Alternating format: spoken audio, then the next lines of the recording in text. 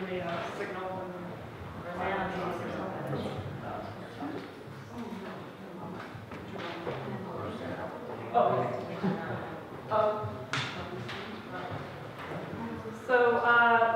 at the last meeting, we had an introduction to the comp plan update process, which is called the Seattle 2035. It's being driven by, well, it's a city process, but it's being driven mostly by DPD.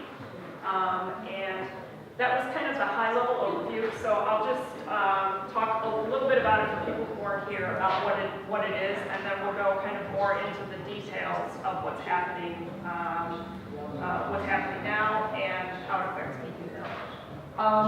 So the comp plan update is mandated by the Growth Management Act, which is a state act, and it we do comp plan updates all the time, but they're usually small. There are a few items, and they're very specific.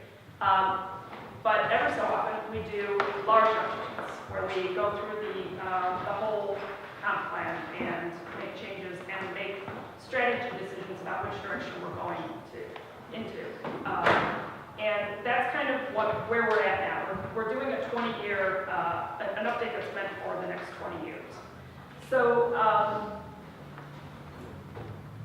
I'm actually, I'm trying to educate myself on what's going on with the comp plan. So I'm doing this as much for myself as for anybody else here. I'm hoping that other people will want to become involved in understanding this, because we have an opportunity to have input into the comp plan, but it's a very short time window.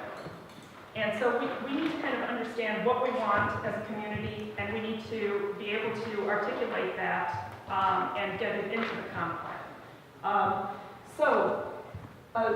I've been doing a bunch of investigation and getting information from DPD and looking at their website, and so I wanted to kind of share some of that with you.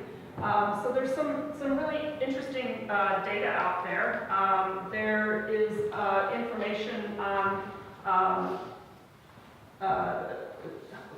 what all the details are, what all the data is for driving, the comp plan update. Like how is Seattle changing? How is the population changing? And there's this great booklet that they've put out, and it's hard to get on paper, but it's available online, and it has a lot of great data. It's called Updating Seattle's Comprehensive Plan, and there's a link to where you can find it on there.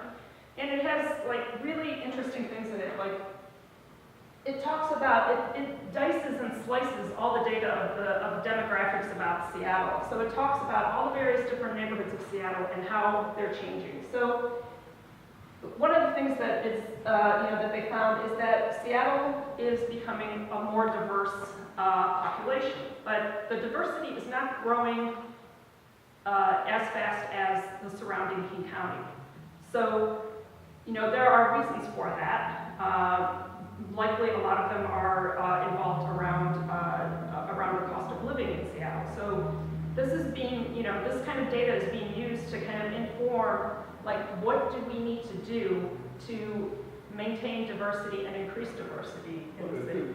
Diversity and what? Is that ethnic diversity? Or yes, ethnic diversity. Okay, yeah, not economic diversity. Right, yeah. It talks about economic diversity as well, but this is an example about ethnic diversity.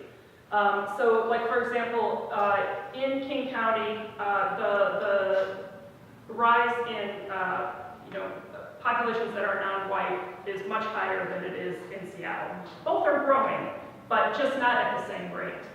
And there's other interesting information here in terms of housing and where housing is happening, and that's not surprising because we've been following a model that follows the urban village model to try to put more housing into to create denser neighborhoods, and so that is being reflected in the data that we're seeing, right? But there's also information in here about who is able to afford housing.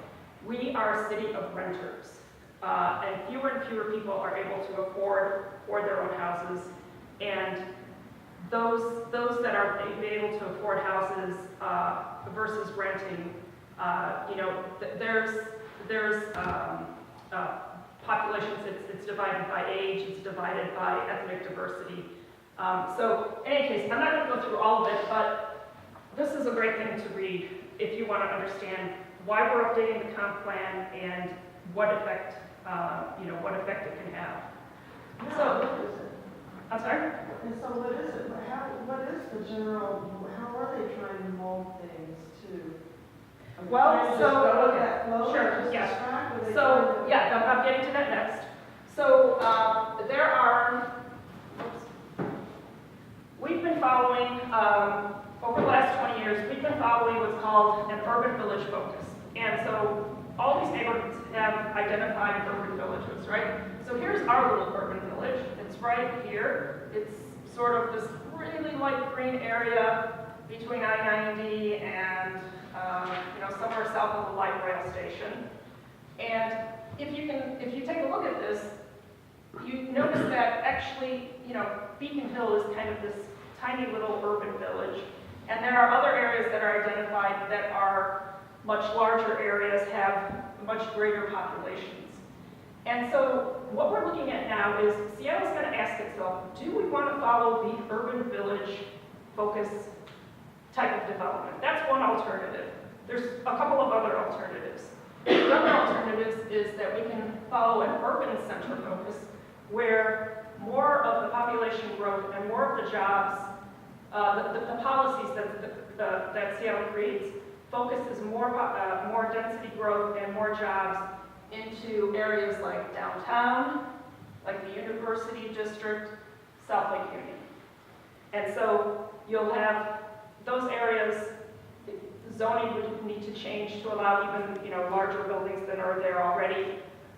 Zoning would need to change to allow more business, to foster more business development and to sort of guide people into moving into those areas. Another alternative is what's called a transit focus. And the transit focus focuses on developing around transit stations. And in fact, it creates two new urban villages around transit stations, one along I-90 at Rainier, and another one up here at 130th. So those are areas that are more or less, in this area it's more kind of single family, and in this area there isn't quite as much housing development. So this would focus more growth, density growth, into these areas along with some of the other urban villages. And some of the urban villages, like potentially Beacon Hill, the boundaries could actually expand. So those are kind of the three different possibilities. And this is what the comp plan is going to address. So we don't know yet which way we're going to go. What the stage that we're at now is we are, as a city, kind of waiting for DPD and all these various different departments. There's a interdepartmental team of like over 100 people, I think, developing a draft EIS. And the EIS is the environmental impact statement. So it's going to look at these different alternatives, and it's going to say, okay, well, if we go with alternative A, what does that mean for transportation? What does that mean for the environment? What does that mean for jobs? What does that mean for the tax base? What does that mean for the real estate market? And how can you guide the real estate market to develop that way?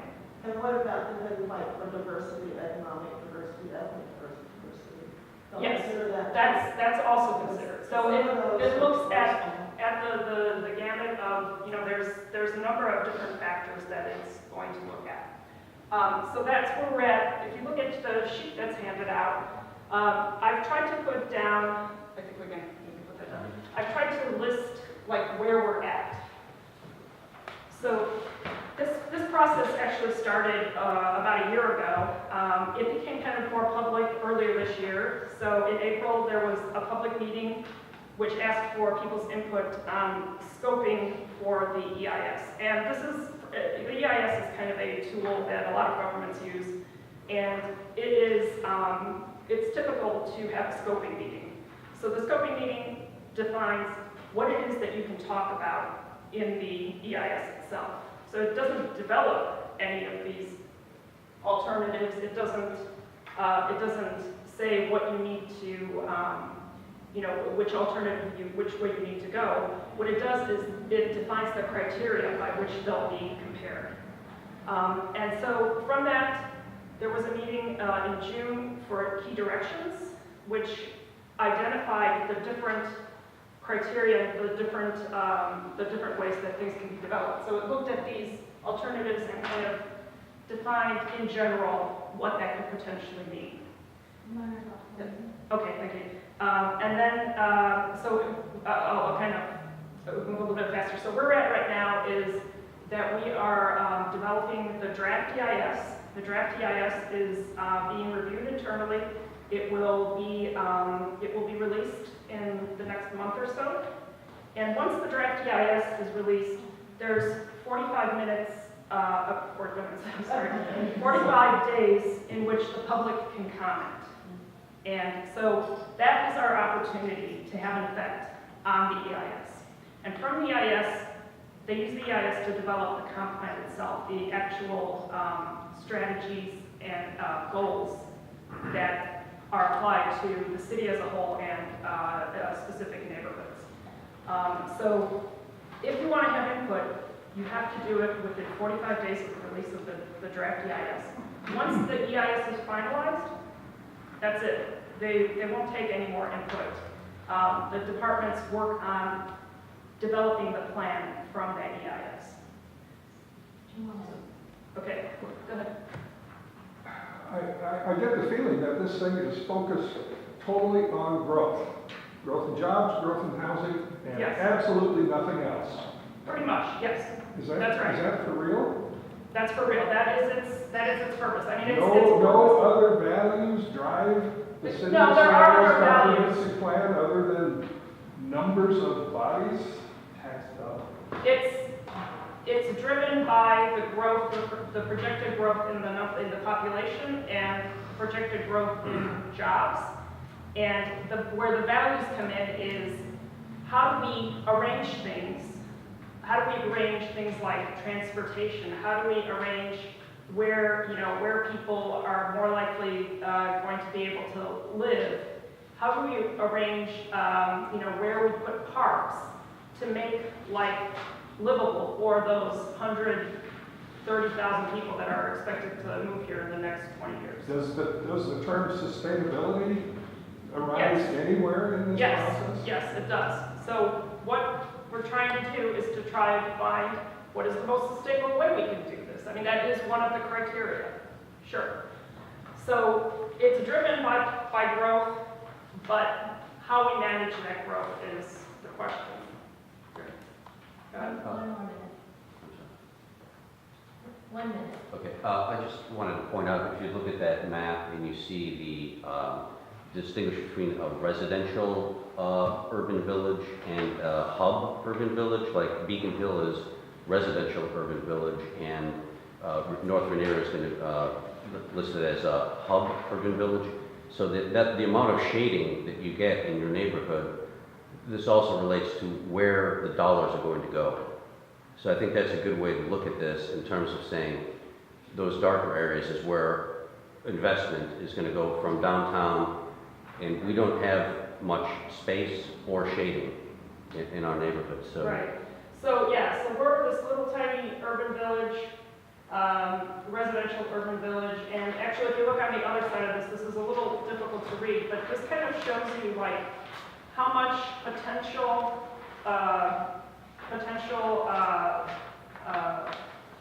housing there is and how much potential there is for jobs in each neighborhood. And Beacon Hill is like this little blip. So what I'm taking away from this, from looking at all this stuff, is that, we're tiny. And so we're not going to have a lot of impact on the total numbers here. But the way that things are divided up under these different alternatives can potentially have a lot of effect on this neighborhood.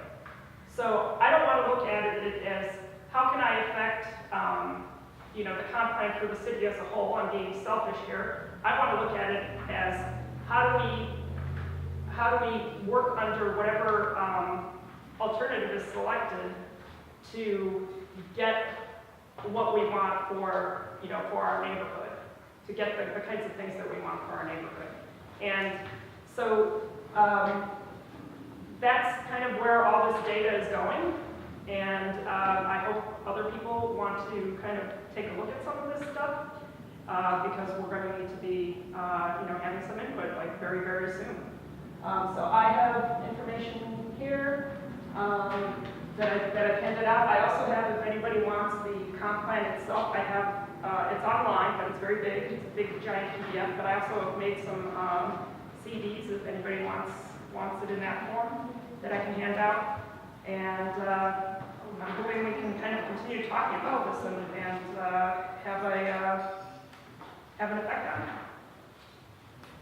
Thanks, Mark.